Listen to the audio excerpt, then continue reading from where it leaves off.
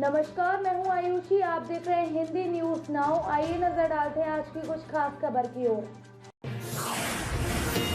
OP Rajbhar की NDA में हुई वापसी। अमित शाह बोले गठबंधन को मिलेगी मजबूत। राजनीति में दोस्ती और दुश्मनी दोनों स्थायी नहीं होते। अवसरवाद की राजनीति में सियासी ऊंट कब किस करवट बैठेगा कुछ कहा नहीं जा सकता। लंबे समय से बीजेपी पर हमलावर रहे सुहेलदेव भारतीय समाज पार्टी के अध्यक्ष ओम प्रकाश राजभर फिर से बीजेपी में शामिल हो गए हैं। यूपी विधानसभा चुनाव 2022 में मुंह की खाने के बाद ओपी राजभर बीजेपी में शामिल होने का प्रयास कर रहे थे।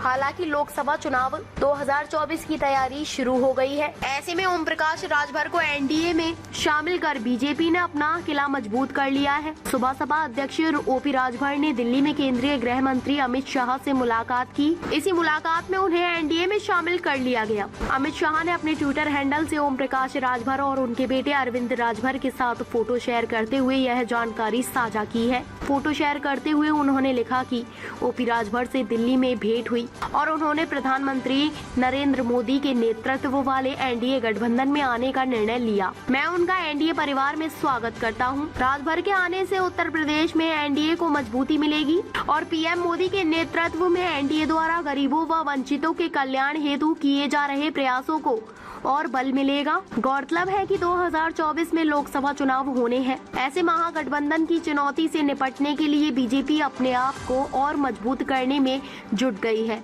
ओपी राजभर को एक बार फिर से बीजेपी में शामिल करके पार्टी ने यूपी में विपक्षी एकता को तगड़ा झटका दिया है। फिलहाल ओपी राजभर के आने से पार्टी को कितना फायदा होगा यह तो आने वाला वक्त बताएगा, लेकिन ओपी राजभर पार्टी के नेताओं को कितना खटकेंगे इसे उनके पूर्व में दिए गए बयानों को सुनकर समझा जा सकता है। यूपी में कोई लड़ाई नहीं बची। राजभर एनडीए का हिस्सा होते ही ओपी राजभर की भाषा बदल गई है। बीजेपी में आने के बाद ओपी राजभर ने कहा कि मैं सिर्फ इतना कहना चाहता हूं कि एनडीए में सुहेलदेव समाज पार्टी, बीजेपी और दूसरे सहयोगी दल मिल गए हैं, इसलिए अब उत्तर प्रदेश में कोई लड़ाई नहीं बची है। यूपी लोकसभा की सभी सीटों पर एनडीए फतेह हासिल करेगी।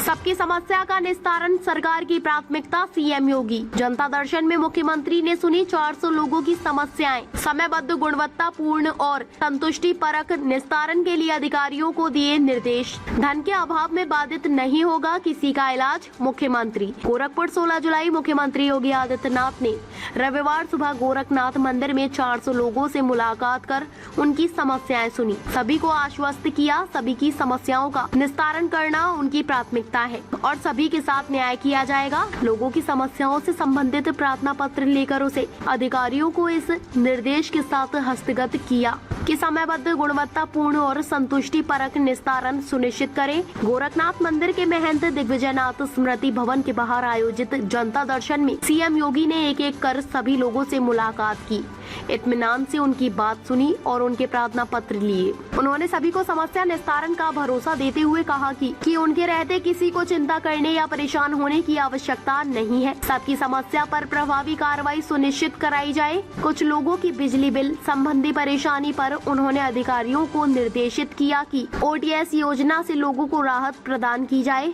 जनता दर्शन में कई लोग गंभीर बीमारियों के इलाज में आर्थिक सहायता की गुहार लेकर पहुंचे थे। मुख्यमंत्री ने अधिकारियों को निर्देशित किया कि इलाज में एस्टीमेट की प्रक्रिया को शीघ्रता से पूर्ण कर शासन को भेजें।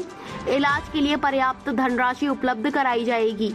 लोगों को आश्वस्त किया कि धन के अभाव में किसी का इलाज बाधित नहीं होगा। आप चिंता मत करिए, हम कार्रवाई करेंगे। कहाँ पे? बड़ौलगंज में। क्यों, क्या हो गया है? इसको एक बार दिखाएंगे क्या इनकम? बताए बहुत से आप घबराओ। आपने एप्लीकेशन लिखा? आप बताएंगे कहाँ पे? गोरखपुर कैंट थाना क्षेत्र।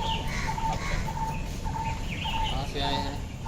ये बिजली का मामला है, ओटीएस में आ सकता है, तो ठीक सही बिल और समय पे बिल देना चाहिए। हो गया, आप दीजिए। कहाँ से आए हैं? क्या होता है?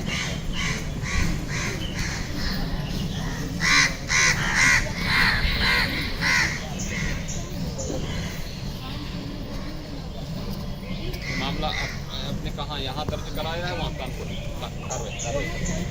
आप चिंता मत, आपने दे दिया। कहाँ से आए? चौरी चौरा थाना चंदपुर। आप घबराओ, क्या है क्या है?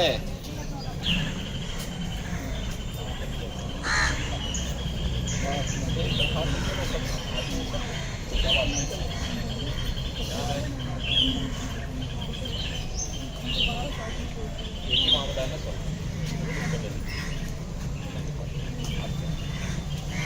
क्या है, कहाँ का मामला है?